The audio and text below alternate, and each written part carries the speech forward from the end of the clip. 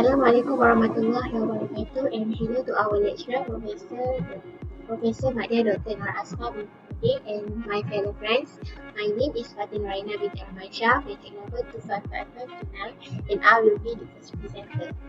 And we will present about topic 4, which is oil and gas, and discuss 8 things in this chapter. Okay, I will start with introduction. So basically, everyone heard about oil and gas, right? So oil and gas industry is one of the largest and important industries in terms of capital investment and contribution to Malaysia's gross national product. Back in 20th century, oil and gas is being relatively small until the whole world is greatly influenced by the need for the price of petroleum products. And furthermore, crude oil and natural gas are the two of the Malaysia most abundant resources.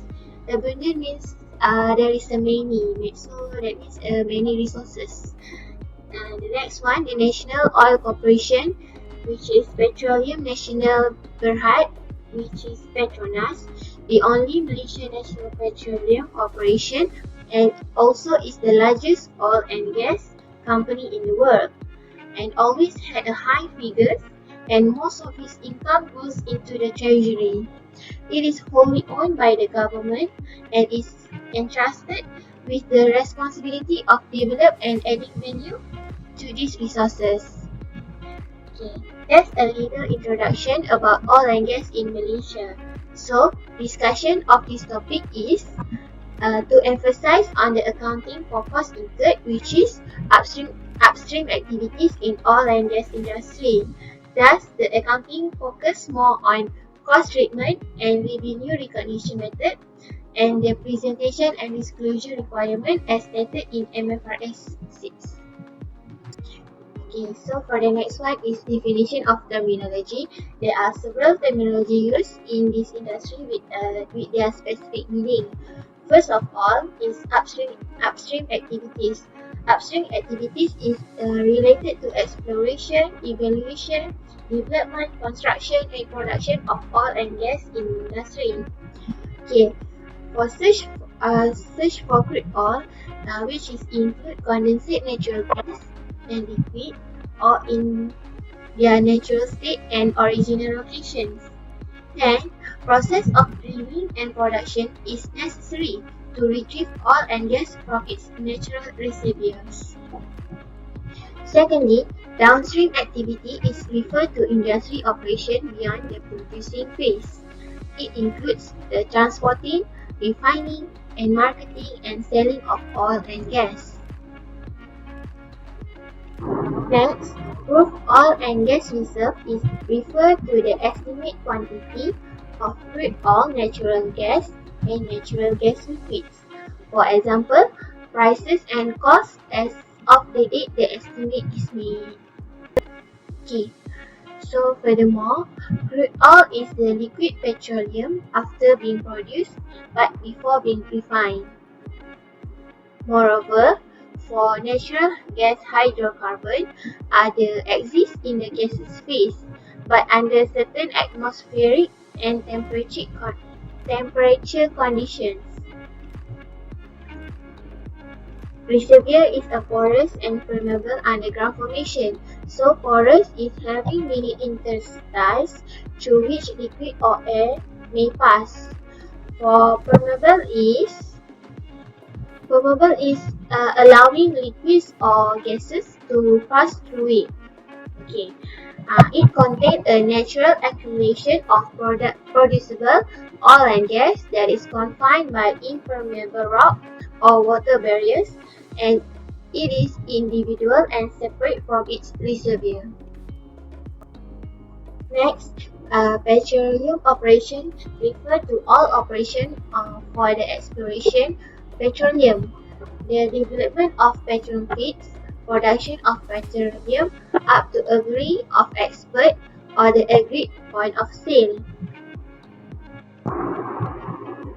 Okay, exploratory well is referred to all wells drilled to search for or produce oil or gas, except cost of development wells and development type, stratigraphic trace, well street, which is to gain access or to prove reserve. Moreover, dry hole is a well that proven to be non-productive. In addition, gas field is an area that consists of single or multiple reservoirs that all group on or relate to the same individual geological structure or stratigraphic condition from non-associated gas that may be products. Okay, so furthermore, work program is a program for petroleum operations to be carried out and relate to contract area. And lastly, proof area is the part of the property to which proof reserve has been specifically attributed. Okay, let's move on to the next subtopic, which is nature and future of industry. The objective is to find, extract, refine, and sell oil and gas, refined products, and related products. Requires substantial capital investment and long lead times to find and extract the hydrocarbon. Okay, this industry is exposed significantly with microeconomic factors such as commodity prices, currency fluctuation, interest rate risk, political developments. And industry also can have a significant impact on environment and often responsible for repairing damage. However, despite of all the challenges, the resulting profits are the major sources of revenue for the government. Although oil and gas are legally classified as mineral, it differs from most of other minerals. Both oil and gas complex solution consist of primary organic compounds. Petronas dominate upstream and downstream activities in Malaysia oil and gas sector. It also the single largest contributor of government revenues. Petronas holds exclusive ownership rights to all exploration and production projects in Malaysia. All foreign and private companies must operate through production sharing contracts, which is PSC. Assalamualaikum and hi. My name is Muhammad Nuraiman bin Muhammad Nazli. My matric number is 255640. Okay, now I want to present about operation of industry. There are two types of operation. The first one is upstream and the second one is downstream. Upstream known as exploration and production companies. The exploration and production activities are related to searching, recovering, and producing oil and gas. The exploration activity consists drilling the onshore or offshore. The drilling is done by rig contractor and service companies in the oil field service business sector.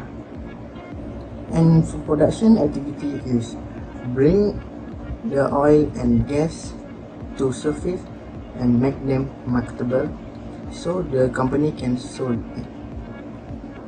The downstream activities are known as refining and marketing companies. Refining activities is converting oil and gas into variety useful product. They separate the oil and gas using heat and pressure. The marketing activity is finding and supplying wholesale and retail customers with oil and gas product. Okay, next one is the current accounting standard and its regulation. There are several laws and accounting standards that influence the practices of oil and gas company in Malaysia. So for the first one is Petroleum Development Act 1974. Government has enacted two main acts to promote and regulate the development of oil and gas industry in Malaysia, namely Petroleum Development Act 1974 and Gas Supply Act 1993. So for the purpose is to regulate the petroleum and petrochemical industries. The power to regulate oil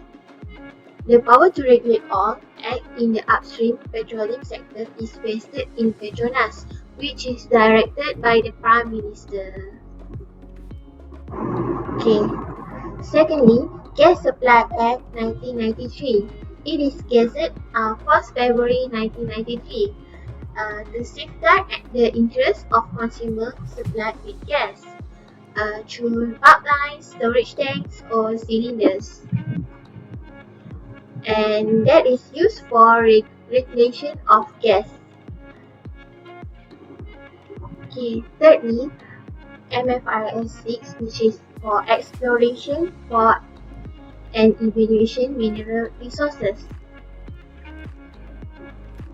The objective of this accounting standard is to specify the financial reporting for exploration and evaluation. Any expenditure incurred before exploration should not apply in the MFRS 6. Okay, lastly, MFRS 102. MFRS 102 inventories. The objective in this accounting standard is to prescribe accounting treatment for the inventories. It provides guidance to determine costs of inventories and costs of formula. It measured at the lower cost and net realizable value. Okay, so that's all for me, and I will present to the next presenter. Bye. Thank you. Okay, so there are 5 activities done by oil and gas company. The first one is exploration, like I told just now. Exploration is drilling the onshore or offshore. It is done by the rig contractor and service company in the oil field service business sector. Second one is development, purchasing, shipment or storage of equipment and material that is used to develop the oil and gas product. The third one is production. The production activity is bring oil and gas into the surface and make them marketable, which is the company can sell it to gain profit. The next one is transportation. There are 2 phases of transportation. The first phase, the oil must be moved from the well site to the refinery. The second phase is the finished product at the refinery to the consumer market. The last one is refining. Refining is just like I told before. It converts the oil and gas into variety useful product, and they separate it using heat and pressure. Okay, now I want to present about type of cost incurred. The cost incurred in oil and gas accounting is acquisition cost. The acquisition costs include all the costs relating to either purchasing or lease the right to extract the oil and gas from a property that is not owned by the company. For example, if the company want to extract oil and gas from the property that is not owned by the company, so the company must purchase the right. So the cost incurred is included in the acquisition cost. The next one is evaluation cost. Cost incurred to evaluate the technical feasibility and commercial viability of extracting the reserve.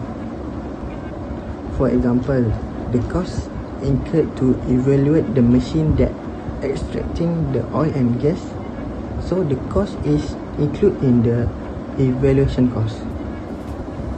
Next is exploration cost.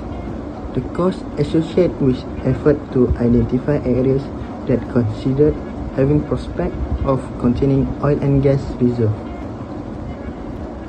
For the example is the cost of exploratory drilling.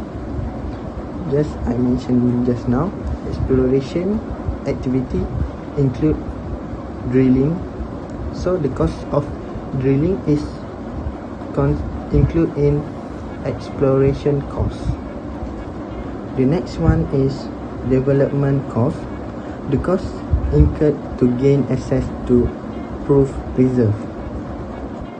For example, the cost of drilling and installing equipment, which means that the cost incurred when we install equipment for the purpose of extracting oil and gas must include in the development cost.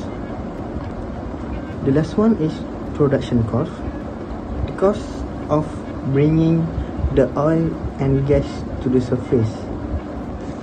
For the example, the cost that need to transfer from the bottom to the surface, so that is included in production cost.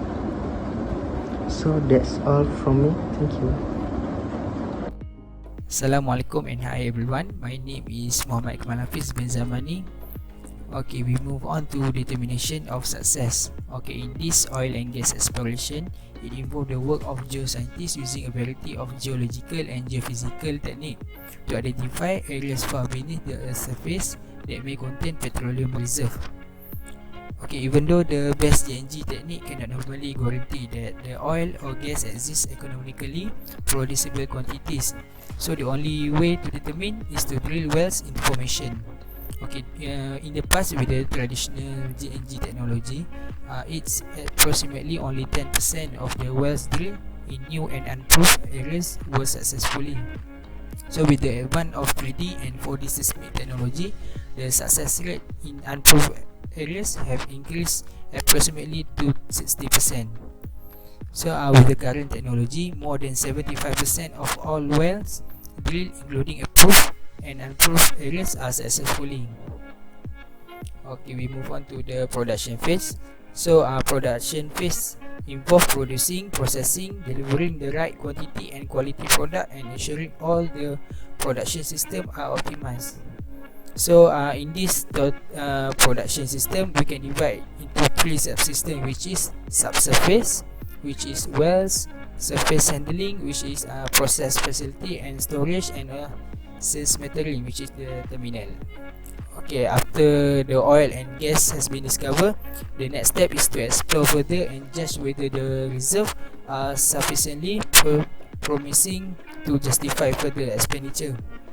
Okay, the first task is to determine whether the development is probably to be economically viable and constantly. Okay, the next step is to estimate the total accumulation and production rates of well. The number and type of development wells required will be determined. Later, the feasibility and cost estimate the field for engineering, drilling and production staff are done to assess the development, drilling and surface installation.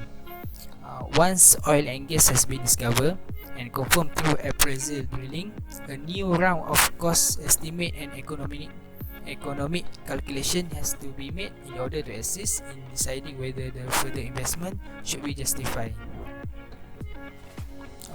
Okay, and then production cost. So in this production cost, it is cost that incurred to operate and maintain an enterprise wells and related equipment and facilities. So this cost it become a part of cost of oil and gas produced. So the example of the cost is labor cost, repair and maintenance, property taxes and insurance, materials, supplies and fuel consumed, service utilized in operating. So This is the cost of acquiring or constructing support equipment and facility used in oil and gas producing activities, which is seismic equipment, drilling equipment, vehicle and warehouse.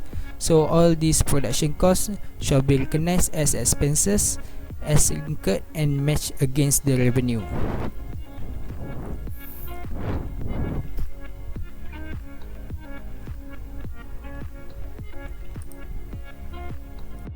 Assalamualaikum warahmatullahi wabarakatuh. Hi everyone, my name is Muhammad Nabil bin Muhammad.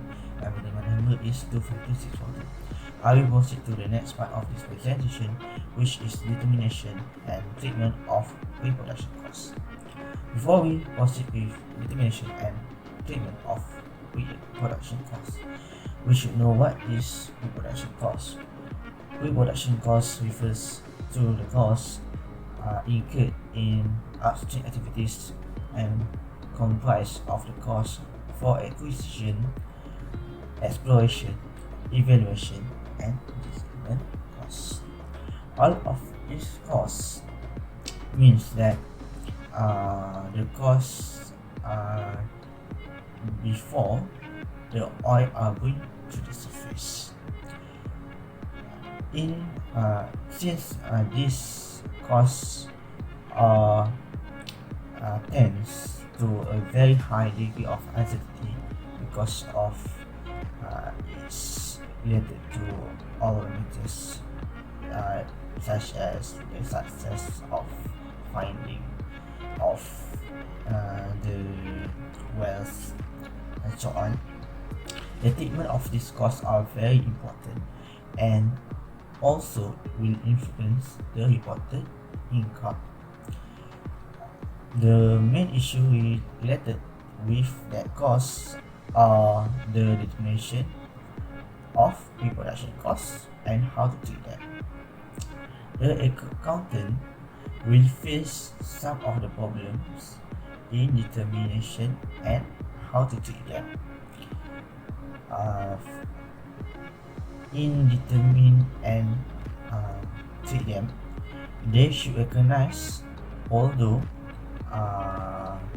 they should be recognized as the expense, which is it should be charged directly to the statement of profit and loss in the year that they are incurred, or whether they should be capitalized, which means that it should be charged to the statement of financial position.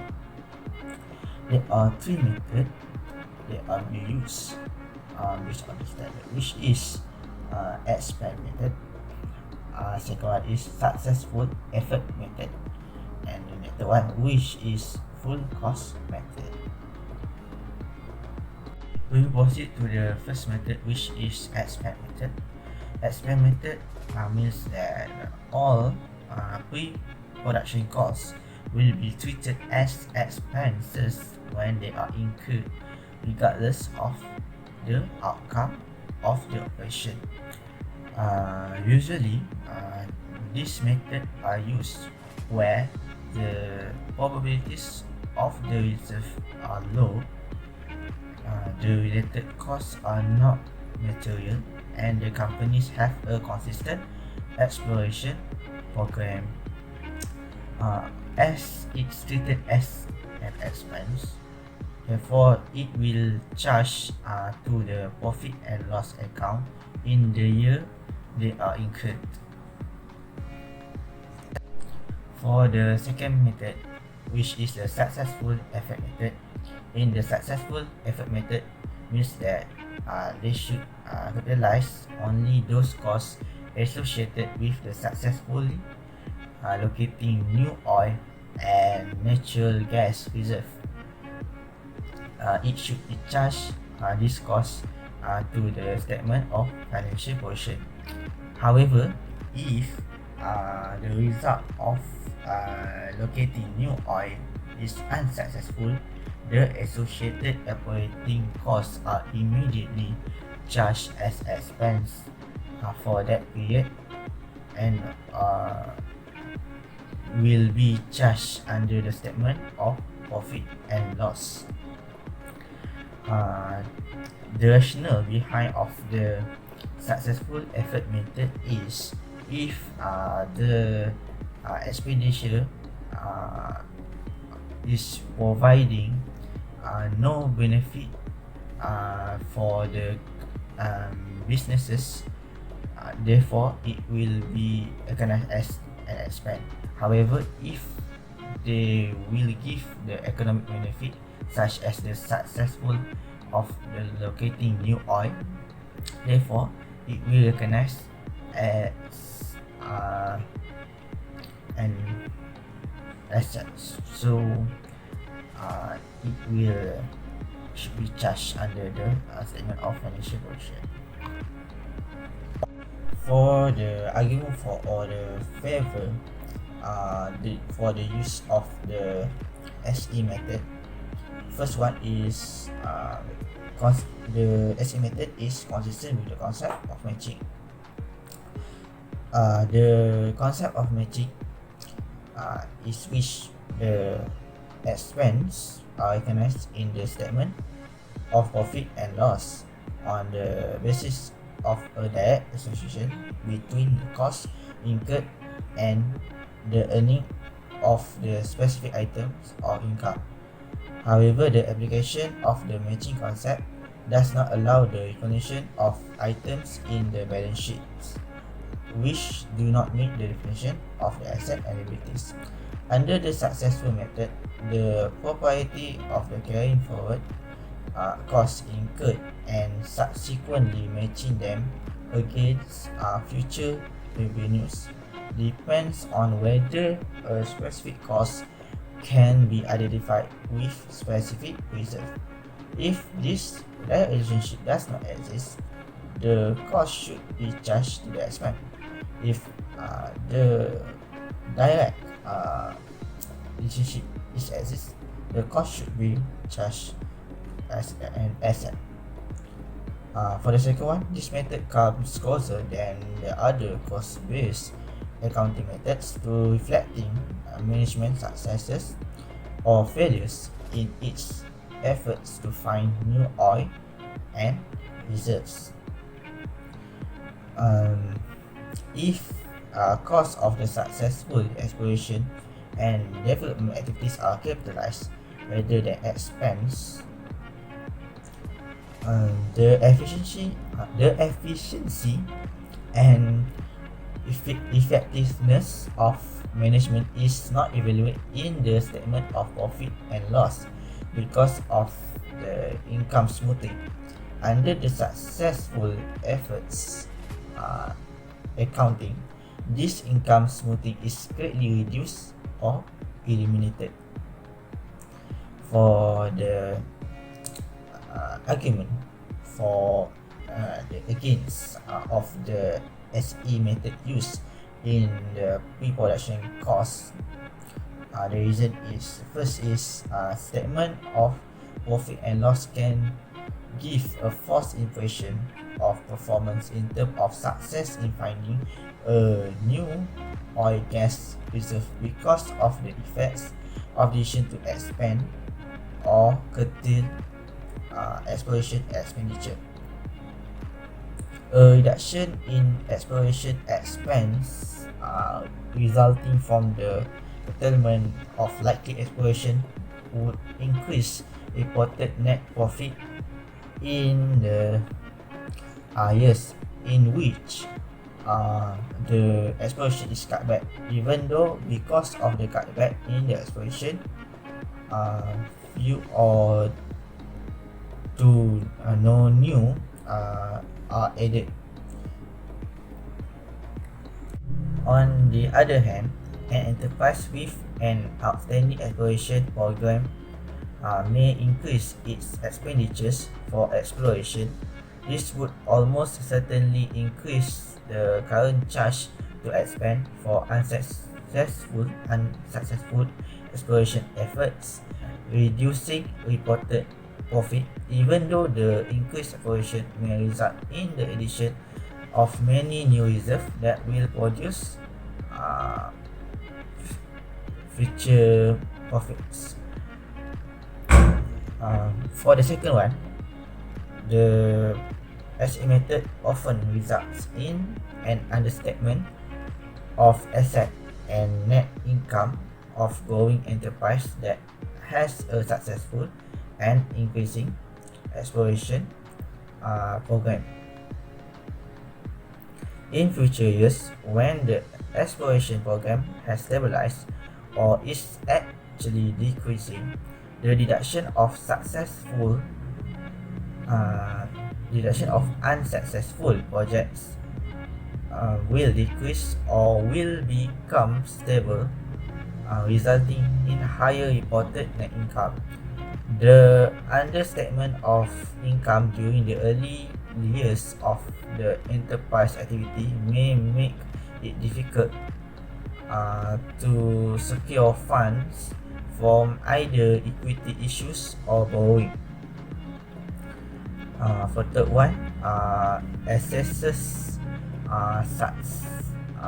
success or failure too early in project. Success or failure of exploration project usually cannot be measured until the exploration activities are completed, which may take many years.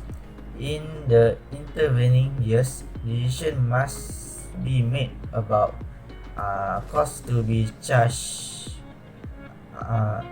to expand and costs to be capitalized. These decisions are often subjective until the ultimate outcome is known, and different individuals will assess the same circumstances differently. This subjectivity from incomplete knowledge will result in different reported net income depending on the judgment of those making assessment.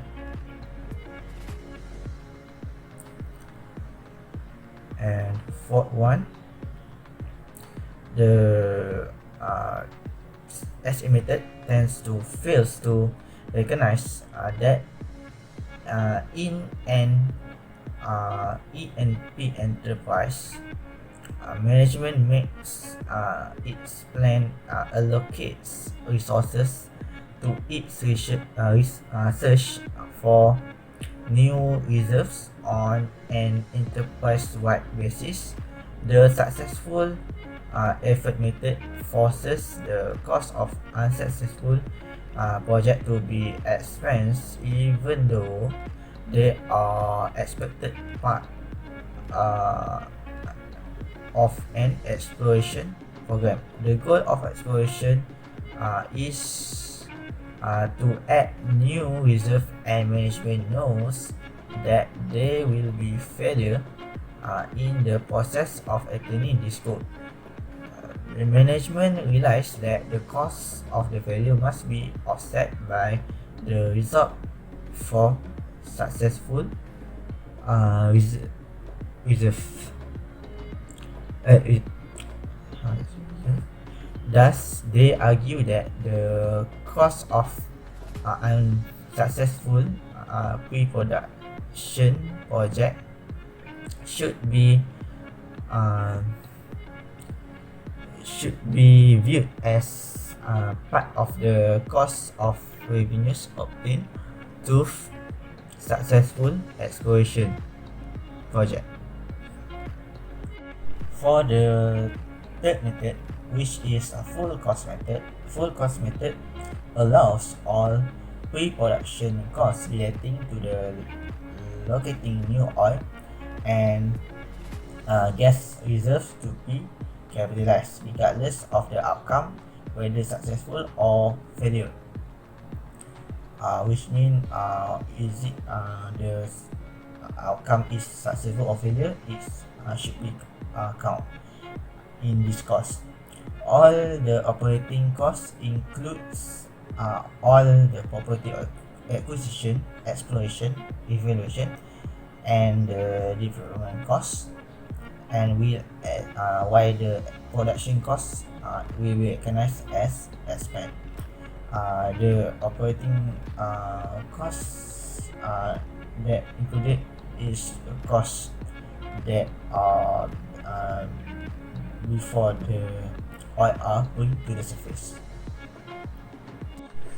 For the argument favor for the full cost method, the first one is it reflects the way in which enterprises for acquire and develop mineral resources.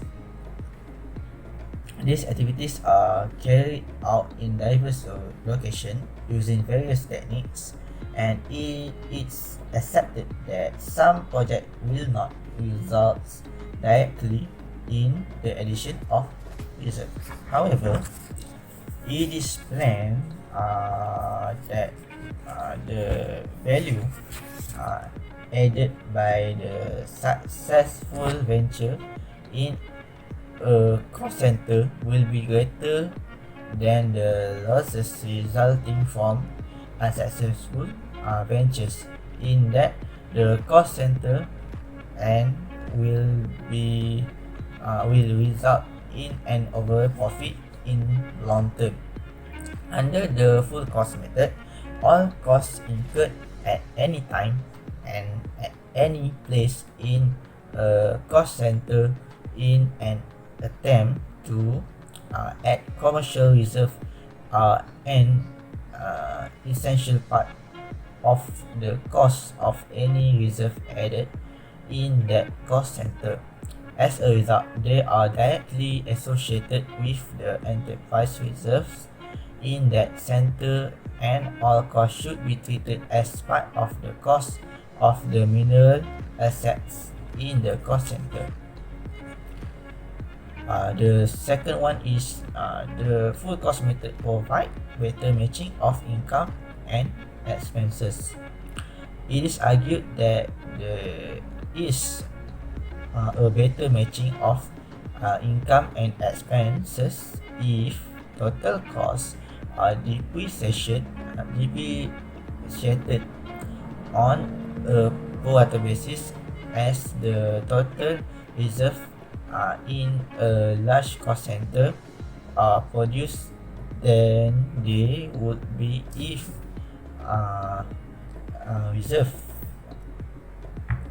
reserve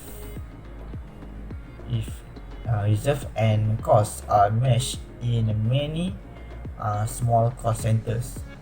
In periods when an enterprise using successful efforts accounting incurs large pre-production expenditure in seeking new reserves, these costs that do not result in new reserve will be charged to expense, reducing profit and possibly resulting in a loss.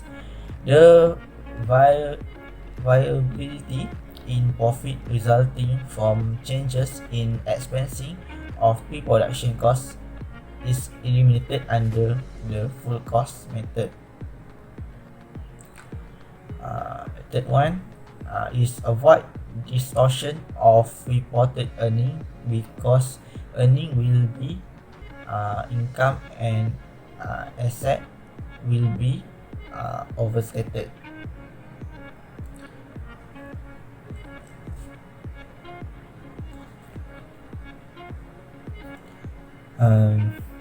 It is argued that if successful efforts accounting is used, distortion are caused by expensing unsuccessful efforts to find and develop new reserves, which may vary widely from year to year.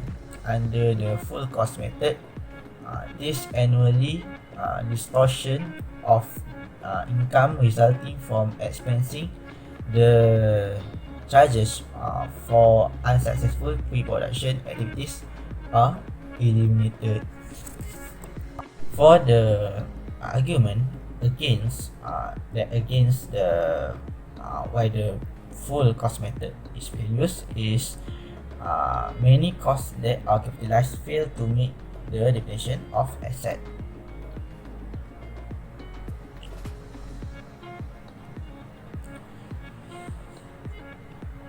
The unsuccessful prospecting costs, unsuccessful exploration costs, the cost of properties that obtain no oil and gas reserve, and many other costs that will be capitalized are known to provide no future economic benefits, which mean that they will not contribute to the production of goods or services to be sold by the enterprise. They cannot be exchanged for other assets. They cannot be used to settle in a liability, and they cannot be distributed to the owner of the enterprise. For second one, delay loss recognition only recognize loss when proven to be unsuccessful in the future.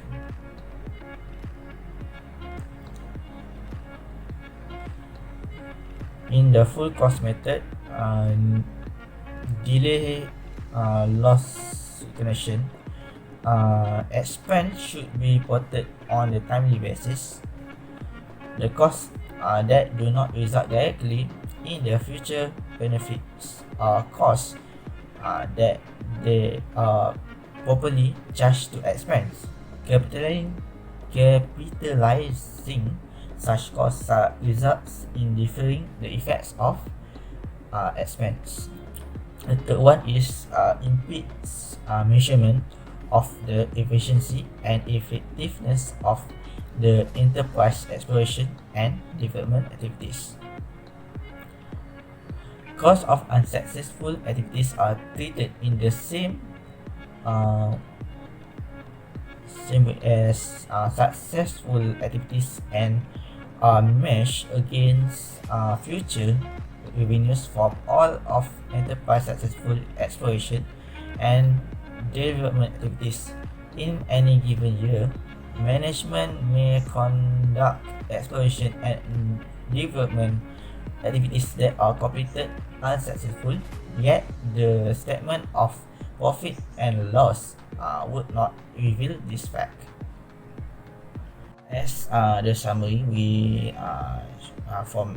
can see from this table, for the full cost method, the cost center is for the firm, and they capitalize all the costs, all the production costs except the production cost, because production cost is not included in the pre-production cost. And for the successful effort method, the cost center is smaller than whole firm, and the thing that they are capitalized is acquisition costs, tangible exploration and evaluation costs, which means successful, and the development costs. All the cost is related to when the exploration, when the effort is in finding the oil as is success. For the expense method, which is the cost center is smallest possible, all of the costs will be written off and expense. Okay, we move on to amortization of pre-production costs carried forward. This cost is related to the area of interest that was capitalized, and the carry forward should be amortized against the revenue earned during the production phase. So for amortization, we have two methods, which is production output basis and time basis. However, most of the company in this industry, they prefer to use production output basis compared to time basis. For the production output basis, the volume of production can be estimated from the area known as recoverable reserve. So the calculation for the amortization rate is calculated by adding the estimated future cost and estimated residual value to the cost carried forward, and then dividing them with the total estimated recoverable reserve. So this is the formula for calculating the amortization rate based on the production output basis. Okay, and then time basis method. The amortization charge is based on the estimated life of the recoverable reserve contained in the area of interest. So this basis is suitable in the cases where the production of the oil and gas reserve is limited by time. If the production output per year varies materially, the time basis method would be less appropriate than the production output basis method. Okay, we move on to depreciation of plant and equipment. Depreciation is a system of accounting which aims to distribute the cost or other basic value of tangible capital asset, less salvage if any, over the estimated life of unit in a systematic and rational manner. So we have 4 factors that should be considered in computing the depreciation. The first one is the cost, which is we refer to all the reasonable and necessary expenditure to get the asset in the place and ready to use, that include the purchase price. And second one is residual or salvage value of an asset, which is estimated value of the asset as the estimated date of disposal. The third one is depreciable cost, which is the cost less the residual value is allocated over the useful life of an asset. So the last one is estimated useful life, which is we refer to the total number of service unit expected from a long-term asset and can be measured in terms of years, miles, unit or other measures. So there are several methods that allowed by the accounting standard, which are straight line, production and declining balance method. So for the straight line method, the depreciable costs are spread evenly over the assets estimate useful life. So this is the formula for calculating the depreciation. The cost we minus with the residual value and divided with the estimated useful life. So for the production basis, we assume that the depreciation is solely the result of use and that the passage of time plays no role in this depreciation process. So this is how we compute the annual depreciation for the production basis. The cost we minus with the residual value and divided with the estimated total units to be extracted, and then we multiply with the units extracted in the year.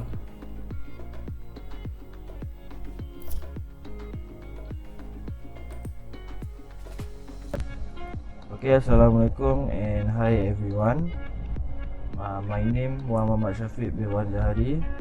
So now I will present about the disclosure in the financial statement. So first, in statement of profit and loss, company should disclose the aggregate amount of exploration, evaluation and development costs that incurred in the oil and gas process.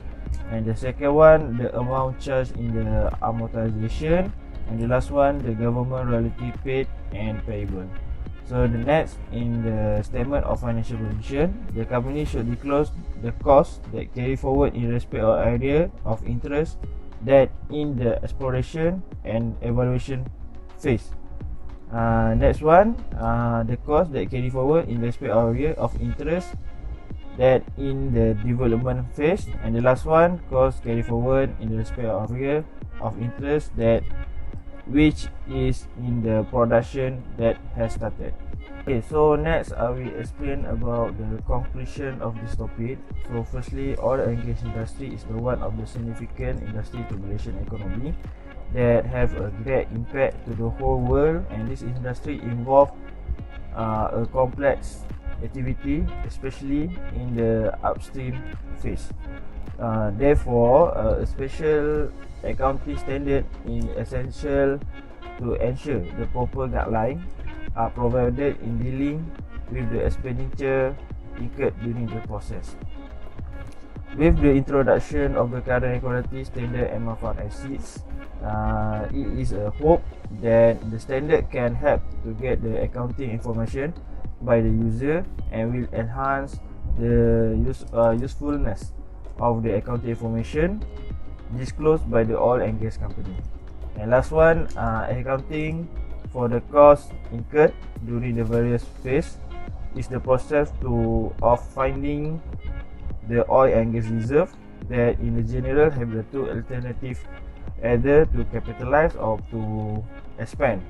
Both of methods are allowed, but it has a significant effect to the company performance. Therefore, it is important to the accountant to justify and making a good decision in deciding the suitable method to account for this cost. So that's all from us. Thank you.